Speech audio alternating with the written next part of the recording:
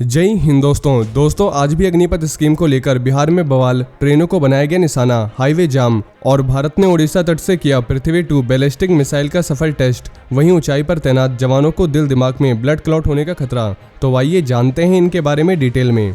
दोस्तों, केंद्र सरकार द्वारा सेना भर्ती को लेकर अग्निपथ प्लान की घोषणा के बाद से ही इसका विरोध तेज हो गया है। बिहार के जहानाबाद और नवादा में युवा प्रदर्शनकारी लगातार दूसरे दिन सड़क पर उतर आए हैं। छात्रों ने मोदी सरकार के खिलाफ जमकर नारेबाजी की और ट्रेनों को भी निशाना बनाया है। बताया जा रहा है कि छात्रों ने गुस्से में आकर कई स्टेशनों पर ट्रेनों को रोक दिया और कई जगह हाईवे पर टायर भी जलाई गए, जिससे ट्रैफिक बढ़ जाए। छात्रों ने जहानाबाद में NH-83 पर आग जलाते हुए विरोध किया। इस कारण यहाँ थोड़ी देर के लिए ट्रैफिक डिसरप्शन रहा। छात्रों के विरोध के चलते गया पटना मेन रोड पर ट्रैफिक थोड़ी देर के लिए लगा रहा। वहीं अग्निपथ योजना के विरोध में मुंगेर में भी प्रदर्शन देखने को मिला है। यहाँ छात्रों ने साफिया सराय चौक को जाम कर दिया और प्रदर्शनकारियों ने आग भी लगाई है। इससे NH और जमालपुर मुंगेर रोड पर ट्रैफिक पूरी तरह से ठप हो गया है।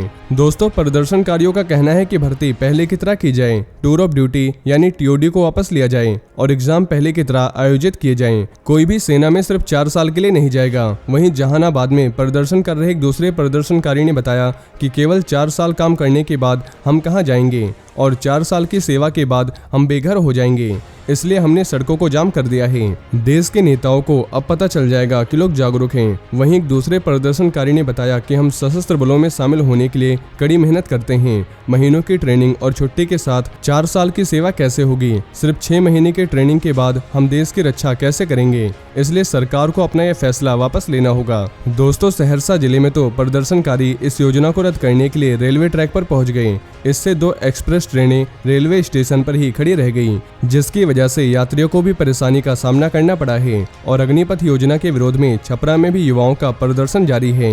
युवाओं ने टायर जलाए और बस में तोड़फोड़ की है। दिल्ली, यूपी, बिहार, हरियाणा, राजस्थान, मध्य प्रदेश और उत्तराखंड में भी युवा प्रदर्शनकारी सड़क पर उतर आए हैं और विरोध का सबसे ज्यादा असर बिहार में देखने को मिला है। दोस्तों, नए प्लान में भर्ती का प्रोसेस पहले की तरह ही रहेगा। सिलेक्ट होने के बाद 6 महीने की कठिन ट्रेनिंग होगी, इसके बाद तैनाती होगी और नई योजना से सेना में युवाओं को ज्यादा मौके मिलेंगे। अभी सेना की एवरेज एज 32 साल है और योजना लागू होने के बाद अगले 6 से 7 साल में ये घटकर 24 से 26 साल हो जाएगी। वहीं इंडियन आर्मी और एयरफोर्स के जवान हिमाचल प्रदेश में गोविंद सागर जलाशय में एक ज्वाइंट एक्सरसाइज कर रहे हैं। ये 2 दिवसीय ज्वाइंट एक्सरसाइज वेडनेसडे को शुरू किया गया है। इसमें जवानों को दुश्मनों से घिरे इलाके और वॉर की स्थिति में ऊंचाई से तेजी से जमीन या फिर पानी में उतरकर ऑपरेशन को अंजाम देने की काबिलियत बढ़ाने के लिए इस एक्सरसाइज का आयोजन किया गया है। दोस्तों, भारतीय सेना और भारतीय वायुसेना के जवान इस एक्सरसाइज के दौरान हवा में पैराशूट के जरिए जंपकर तेजी से पानी की सतह पर उतरने के साथ ही दुश्मन के इलाके में घुसकर अपने ऑपरेशन को अंजाम देने की प्रैक्टिस कर रहे हैं।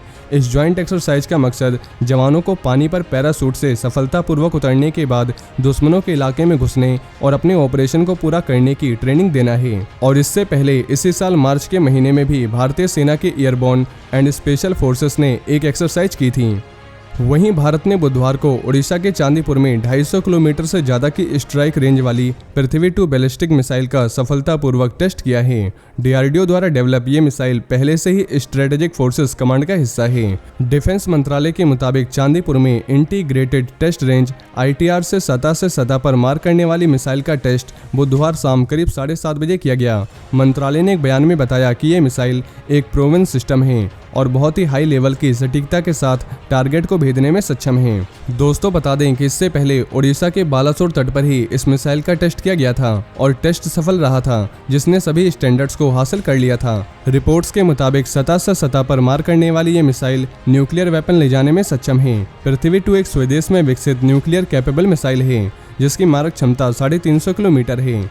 वहीं अभी तक निचले और ऊंचाई वाले इलाकों में रहने वालों के बीच थ्रोम्बोसिस को लेकर मेडिकल स्टडीज में अलग अलग दावे किए जा रहे थे, लेकिन पहली बार साइंटिस्ट तौर पर यह साबित हुआ है कि ज्यादा ऊंचाई पर रहने वाले काफी तेजी से इसकी चपेट में आ सकते हैं। देश के 2 दर्जन से भी ज्यादा मिलिट्री मेडिकल इंस्टीट्यूशंस ने मिलकर जवानों को लेकर महामारी साइंस के साथ ये स्टडी किया है, जो 10 साल पहले साल 2012 में शुरू हुआ था। और अब ये the Lancet south east Asia medical journal में पब्लिश हुआ है। इसके मुताबिक हजारों फीट की ऊंचाई पर तैनात जवानों के दिल दिमाग में ब्लड क्लॉट बनने का खतरा निचले स्थानों पर रहने वालों की तुलना में ज्यादा है। एक्सपर्ट्स के मुताबिक इस स्टडी के जरिए मिलिट्री पर्सनल के हेल्थ को लेकर इंपॉर्टेंट कदम उठाया जा सकता है। ऊंचे स्थानों पर तैनाती के दौरान समय पर जांच की जा सकती है ताकि जवानों को समय पर मेडिकल ट्रीटमेंट दिया जा सके। दोस्तों, स्टडी के दौरान डॉक्टरों को कई जवान ऐसे भी मिले जिनकी रक्त धमनियों में ब्लड क्लॉट यानी रक्त का धक्का मिला है। 30 में से 15 जवानों की नसों में थ्रोम्बोसिस पाया गया, जबकि 12 जवानों में सिरायुक्त क्लॉट मिला है। वहीं 3 की रक्त धमनियों में क्लॉट मिला। जांच से पहले इनमें से किसी को इसके बारे में जानकारी नहीं थी, हालांकि इनमें लक्षण लंबे समय तक थे। साथ ही कई जवानों में 100 दिन तक लक्षण देखने को मिले हैं। डॉक्टरों के मुताबिक भारतीय सेना के जवान -डिग्री तापमान और हजारों फीट की ऊंचाई पर तैनात रहते हैं और अभी तक ऊंचे स्थान और थ्रोम्बोसिस को लेकर बहुत ज़्यादा जानकारी नहीं थी, लेकिन दुनिया भर में थ्रोम्बोसिस को काफ़ी जोखिम भरा माना जाता है। ये हमारे जवानों का जोखिम बढ़ा सकता है। इसलिए जून 2012 से जून 2014 के बीच 960 स्वस्थ जवानों को चुनकर स्टडी किया गया था। एक लेंथी इन्वेस्टिगेशन प्रोसेस, उनकी रिपोर्ट और एक्सपर्ट्स के बीच बातचीत करने के बाद ये पब्लिश हुआ है। Arm forces medical research committee and defence research and development organisation DRDO की अनुमति पर इस पर स्टडी में पता चला कि 15,000 या उससे अधिक ऊंचाई वाले क्षेत्र में 2 साल तक ड्यूटी करने के दौरान जवानों में थ्रोम्बोसिस की आशंका बढ़ जाती है। मेडिकल साइंस में यह स्थिति एक गंभीर और जानलेवा मानी जाती है। इसमें इंसान के शरीर में मौजूद नसों में ब्लड क्लॉट जमने से दिल का दौरा या फिर ब्रेन स्ट्रोक की आशंका कई गुना बढ़ जाती है, जिसका तत्काल बड़े हॉस्पिटल में ट्रीटमेंट जरूरी होता है।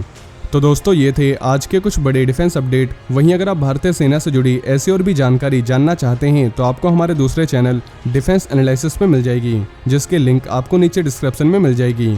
और ये जानकारी अगर आपको पसंद आई हो तो वीडियो को ज़्यादा से ज़्यादा शेयर करें और चैनल को सब्सक्राइब करना ना भूलें। जय हिंद, जय भारत।